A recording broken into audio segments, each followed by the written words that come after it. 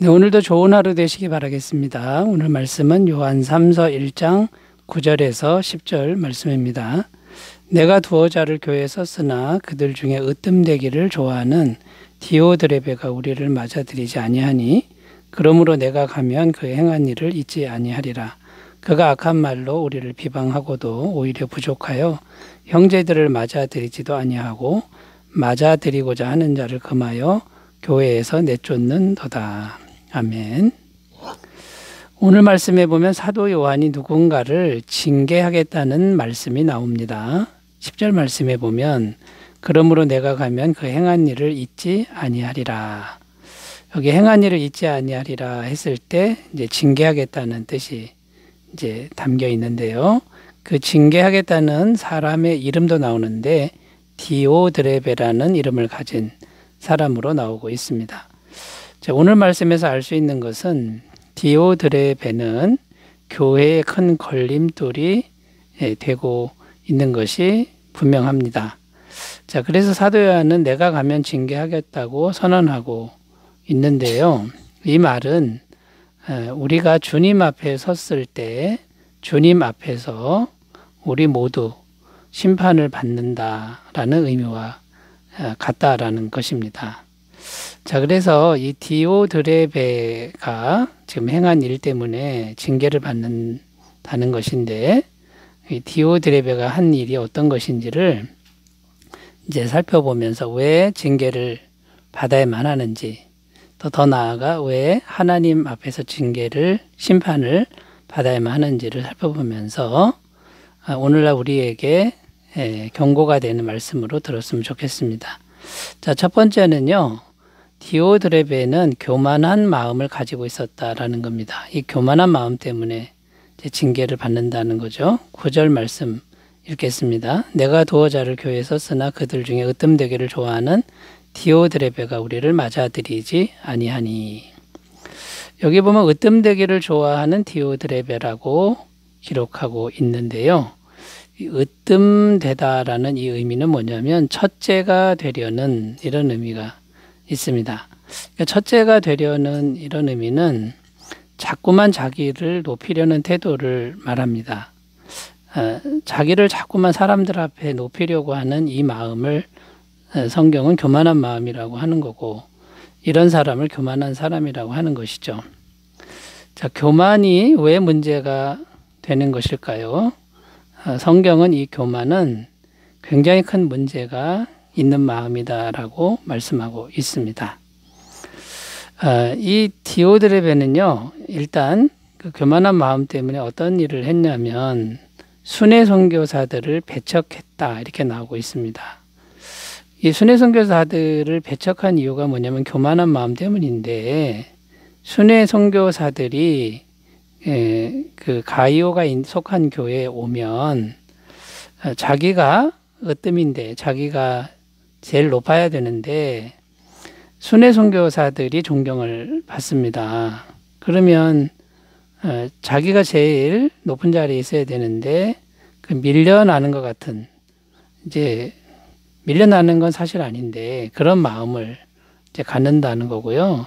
자기의 주도권을 이제 빼앗길까봐 염려한 그런 마음이 생겼다라는 겁니다. 그래서 이 순회 선교사들을 이제 영접하지 아니했다라는 거죠. 그리고 더 나아가서는요, 순회 선교사들을 영접하는 사람들을 교회에서 내쫓았다라고 오늘 말씀은 이제 기록하고 있는 겁니다. 자, 이렇게 순회 선교사들, 하나님의 복음 전파자들을 영접지도 아니하고 배척하고 또 성도들을 내쫓는 이런 마음이 뭐냐면 자기만 높아져야 되는 이런 교만한 마음 때문이었다라는 겁니다. 그러니까 상당히 큰 문제를 일으킬 수밖에 없는 사람인 것이죠. 성경에서도요, 이 교만한 마음은요, 마귀의 마음이다 이렇게 기록하고 있습니다. 이사야 14장 13절에서 14절, 내가 내 마음에 이르기를 내가 하늘에 올라 하나님의 무별 위에 내 자리를 높이리라.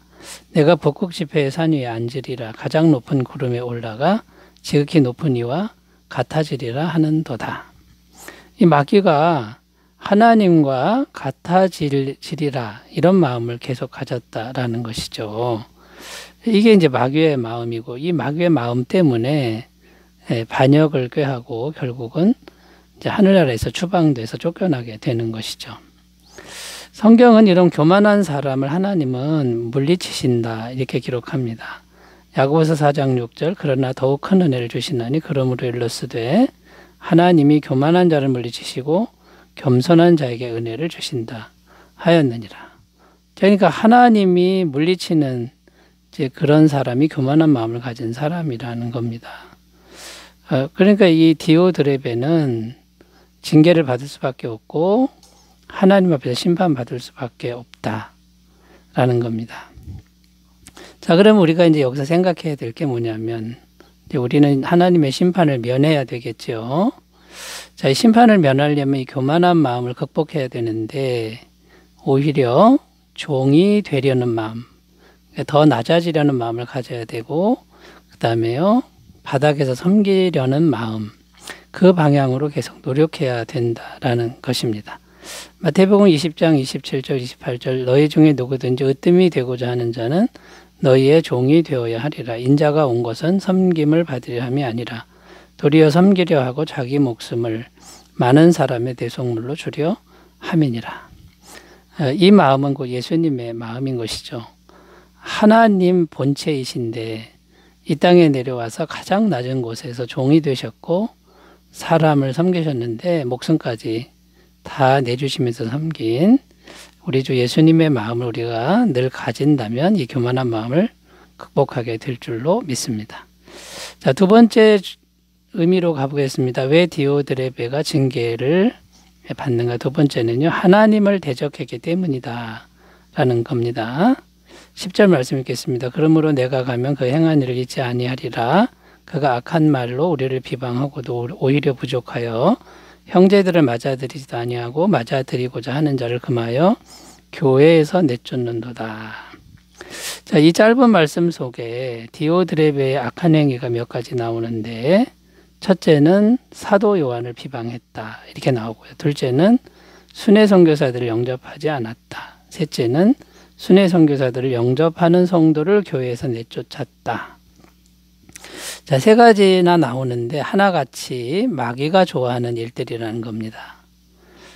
그러니까 하나님의 일을 하는 사람들, 생명의 복음을 전하는 사람들을 대적하고 핍박하고 회방하는 일을 했다라는 거죠. 왜 그렇게 했을까요? 그래서 이제 이런 일들을 했는데 이제 교만한 마음 때문이라고 이제 앞에서 살펴봤고요. 자, 그러면 이런 일들 왜 그렇게 되었냐면, 이 디오드레베라는 이 사람의 이름의 뜻은 제우스가 기르는 자, 그러니까 디오드레베, 디오가 기르는 자, 디오는 제우스 신을 의미합니다. 그러니까 이제 이 디오드레베를 많은 학자들이 영지주의자로 보는 겁니다. 당시 영지주의자들은요, 이 복음 전파하는 것을 아주 싫어했습니다. 왜냐하면 복음은 영지주의자들을 인정하지 않기 때문인 것이죠. 그러니까 이 영지주의자가 교회에 주인 노릇을 하고 있는 상태니까 이런 마귀가 좋아하는 일을 할 수밖에 없었다라는 것이죠. 그러니까 이게 자꾸만 하나님을 대적하는 행위가 되었다는 것이고요. 결국은 하나님의 심판을 면하기가 어렵게 된 것이죠. 또 교회에 이런 선한 일들을 회방하니까 주님의 몸된 교회를 시간이 갈수록 자꾸만 망가뜨리는 이제 그런 일을 했다라는 겁니다. 그러니까 교회를 망가뜨린다라고 하는 것은 주님의 몸을 망가뜨리는 것과 이제 같다라는 것이고요. 교회는 하나님이 피로 값주고 사신 교회다. 사도행전 20장 28절에 이렇게 귀한 교회를 망가뜨리는 것은 곧 하나님을 대적하는 행위다. 따라서 당연히 심판받을 수밖에 없다. 이런 결론이 이제 되는 겁니다. 자, 여러분, 그러니까 우리가 이 교만한 마음과 그 다음에요, 복음의 진리를 우리가 잘 듣고 협력하는 태도로 가야지 세상 가치관이나 영지주의 이단의 그런 사상에 물들어서 하나님을 대적하는 일이 없도록 우리 자신을 잘 지켰으면 좋겠습니다. 자, 세 번째, 디오드레베가 왜 심판을 받느냐 하면요. 세 번째는 세상 가치관을 놓지 못했기 때문이다 라는 겁니다. 자, 세상 가치관이란 무엇이냐면 대표적인 것이 물질과 명예와 권력이죠. 이 물질과 명예와 권력은 이 세상에서 제일로 치는 그런 가치들이라는 겁니다. 그런데 잘 보면 이 디오드레베는요, 이 세 가지를 다 가진 것으로 보입니다. 그 물질과 명예와 권력을 계속 추구했기 때문에 아마 이제 가진 것 같고요. 교회에서도 가장 높은 자리를 차지한 것 같습니다. 자, 그런데 세상 가치관이 무엇이 이제 문제가 됩니까? 세상 가치관, 세상에서 최고로 여기는 것들을 이제 최고로 여기게 되면 그것이 곧 우상숭배가 된다라는 겁니다. 세상 가치관, 그것을 최고로 추구하면 하나님을 사랑하는 것이 안 됩니다. 약해질 수밖에 없다라는 거죠. 요한일서 2장 15절, 이 세상이나 세상에 있는 것들을 사랑하지 말라. 누구든지 세상을 사랑하면 아버지의 사랑이 그 안에 있지 아니하니. 그러니까 세상 가치관은 이 세상에만 국한된 것이지 영원한 가치가 아니다라는 겁니다. 하나님을 사랑한다라는 것은 영원한 가치를 사랑하는 것인데, 이 세상 거를 이것만 추구하는 그 마음은 벌써 탐욕과 욕심에 물든 마음이라는 거죠. 하나님을 사랑할 수가 없다라는 겁니다. 세상 가치관은 뿌리가 죄의 정욕에서부터 올라온 것이라고 성경은 증언합니다. 요한일서 2장 16절, 이는 세상에 있는 모든 것이 육신의 정욕과 안목의 정욕과 이생의 자랑이니 다 아버지께로부터 온 것이 아니요 세상으로부터 온 것이라.